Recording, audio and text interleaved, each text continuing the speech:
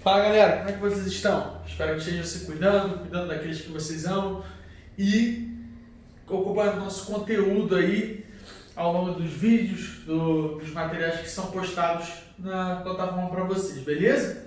Então a gente estava falando de população brasileira, então a gente vai falar de migrações do Brasil. Então essa primeira parte, eu dividi migrações em duas partes.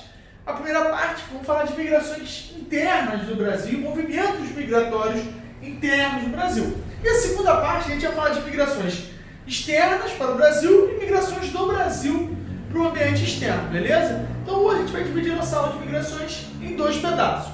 Então essa é a primeira parte, depois a segunda parte, tranquilo? Vamos falar o que é uma migração. Migração é quando um ser, ele sai de um ponto e vai para outro, ele migra, ele se desloca no espaço geográfico. Então ao se deslocar de um local para outro, esse ser migrou.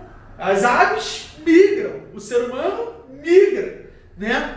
Então os peixes migram. Então o fato de um ser vivo ele se deslocar de um ponto para outro, ele vai migrar. Então o ato de migrar é o ato de se deslocar no espaço geográfico.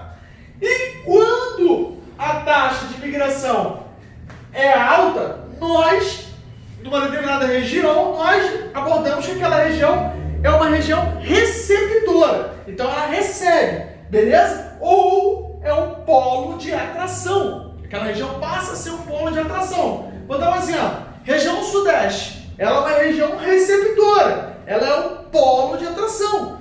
E aí você vai pensar os fatores, seja a indústria, seja os empregos, o desenvolvimento econômico. Então, a gente, para entender se é uma região um polo de atração, a gente vai entender os fatores que estão por trás dela ser um polo de atração, beleza? Por exemplo, um conflito, uma população migra de um local para o outro devido a um conflito. Qual é o motivo? Conflito. E por que aquele local? Aí você vai ter motivos, estrutura, fuga do conflito e tudo mais, beleza? E qual é a saída? A saída é um polo de repulsão. Então aquela região, aquela cidade, aquele estado, ele é um polo de repulsão. Então, para atrair, atração. E para expulsão, repulsão. Beleza? Exemplos de movimentos. Primeiro movimento pendular. O movimento pendular, ele é caracterizado por ter curta duração, né? Cerca de até 48 horas, né? Mais ou menos, e curta distância. Vou dar um exemplo. Vamos supor, aqui em Petrópolis. Muitas pessoas aqui em Petrópolis trabalham no Rio de Janeiro. Então elas moram em Petrópolis, mas trabalham, estudam, geram economia, geram lixo na cidade do Rio de Janeiro e retornam ao final do dia. Então o cara acorda aqui em Petrópolis, pega o ônibus, vai ao Rio de Janeiro, trabalha, pratica o seu ofício e aí retorna ao final do dia para Petrópolis. Ele fez um movimento pendular. É o pêndulo, ó. Ele foi e voltou, beleza? E ele foi uma curta duração. Ele saiu de manhã e voltou à noite, beleza? Então ele faz esse movimento de pêndulo. Ele vai e volta, tá? Então esse é o movimento pendular. Movimento sazonal. Ele já tem uma duração maior. Essa duração pode chegar até 20 dias. Beleza? Além disso, o movimento sazonal ele pode ser um movimento de férias, ele pode ser um movimento de temporada, ele pode ser um movimento de trabalho. Vou dar dois exemplos de um movimento sazonal. Primeiro exemplo, você mora em Petrópolis e vai passar as férias com a sua família em Cabo Frio. Você foi lá durante as férias de verão, curtiu, passou 15 dias. Você praticou um movimento sazonal. Você foi a Cabo Frio, ficou lá com a tua família, curtiu a praia e voltou a Petrópolis. Então você fez esse movimento sazonal. Movimento a partir de trabalho. Uma pessoa que trabalha embarcada numa plataforma, que trabalha na escala 15/15. Ela fica 15 dias em casa, 15 dias trabalhando. Então ela saiu daqui, foi lá para a Bacia de Campos, onde é uma região produtora de petróleo, trabalhou nessa plataforma 15 dias e depois retornou para casa. Movimento sazonal. Beleza? Então, quando é um movimento, a diferença do sazonal para o pendular é quando aumenta permanência daquela pessoa.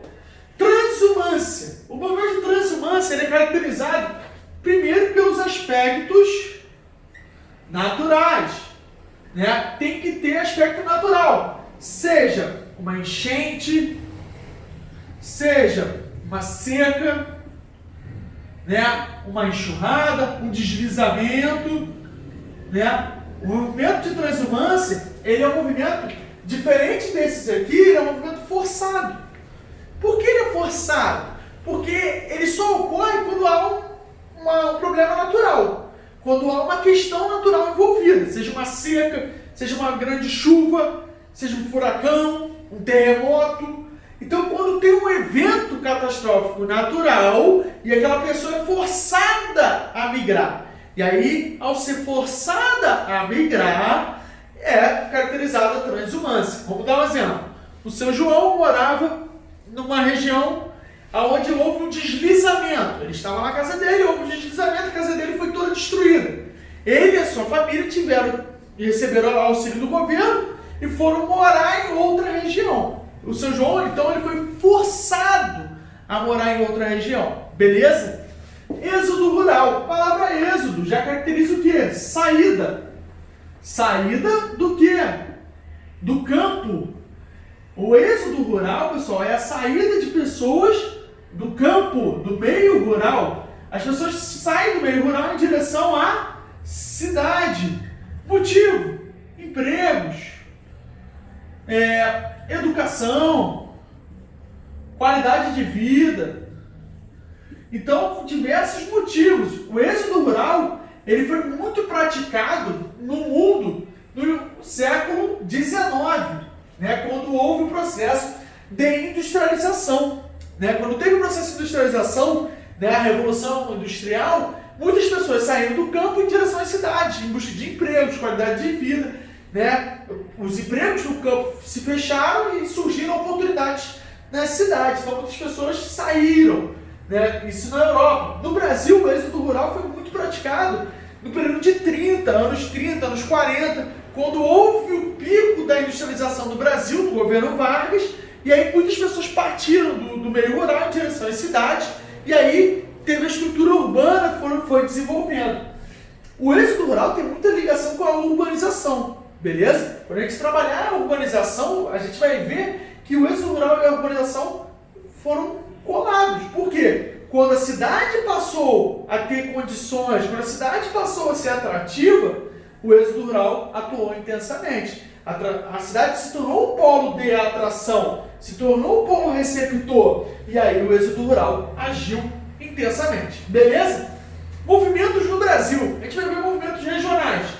Nos anos 40, Nordeste e Sudeste. Motivo: processo de industrialização. As indústrias ficaram concentradas no Sudeste. Os polos industriais, no período Vargas ali, ficaram concentrados no Sudeste. Então essa concentração industrial dos anos 30, anos 40, no Sudeste atraiu a mão de obra. Muitos desses nordestinos, que aqui no Rio de Janeiro são chamados de Paraíba, isso num tom xenófobo, não tão legal de se falar, mas aqui no Rio se chama Paraíba porque muitos eram originários do estado da Paraíba. Em São Paulo, os nordestinos são chamados de baianos. Por quê? Os primeiros a chegarem lá eram originários da Bahia, do estado da Bahia, beleza? E aí se tornou um tom pejorativo que nós não utilizamos. Mas muitos desses nordestinos vieram para o Sudeste para trabalhar na questão da construção civil, beleza? Nas obras, na expansão da urbanização. E muitos acabaram ocupando as periferias, acabaram ocupando as favelas que cresceram muito nos anos 40, nos anos 50, muito com esses trabalhadores oriundos do Nordeste, beleza? Nos anos 50 e 60, uma forte migração Nordeste, Centro-Oeste, motivo: construção de Brasília. Com a construção de Brasília, muitos desses trabalhadores partiram para trabalhar nas obras da capital federal. E do Sul para o Centro-Oeste. Essa aqui teve dois motivos. A construção de Brasília, também para trabalhar nas obras de construção. E o segundo, a questão da expansão da soja e do gado. Beleza?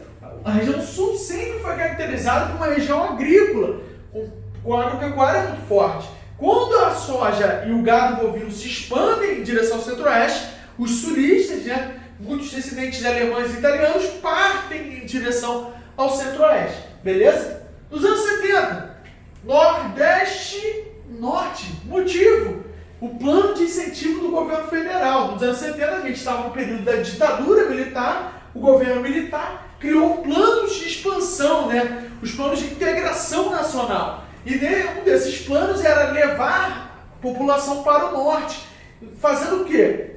Criando empregos na região norte, obras e outras coisas mais. Exemplo, a Zona Franca de Manaus.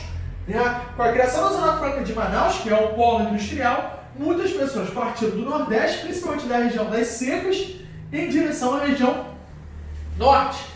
Anos 80 e 90, mesmo motivo. Muitas pessoas saíram do centro-oeste e foram em direção à região norte. Mesmo motivo. Plano de integração nacional, geração de empregos e tudo mais.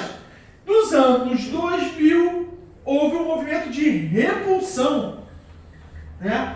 Ou o movimento de retorno, que a gente fala. Com um programa como Bolsa Família, programas como ProUni, principalmente na região Nordeste, vindos do governo federal, muitas pessoas voltaram para a região Nordeste. Então, com os altos investimentos do governo federal nos anos 2000, fizeram que muitas pessoas saíssem da região Sudeste e retornassem para o Nordeste. Beleza? Por quê? Por causa dos investimentos, né? Se investiu uma agenda, se gerou uma agenda na região Nordeste com obras de infraestrutura, com obras de saneamento, e aí muitas pessoas partiram da região Sudeste, essas pessoas estavam nas periferias, nas favelas, partiram para a região Nordeste, beleza? Então, pessoal, essas aqui foram as migrações internas do Brasil. Na próxima aula, a gente vai trabalhar a questão de migrações externas, né? Quem migrou para o Brasil? Por que migraram para o Brasil? A gente vai compreender isso tudo. E a gente vai compreender também por que os brasileiros saem para os Estados Unidos, Japão, Europa, quais são as motivações que levam a população brasileira a sair, beleza? Então, pessoal, um forte abraço e até a próxima aula.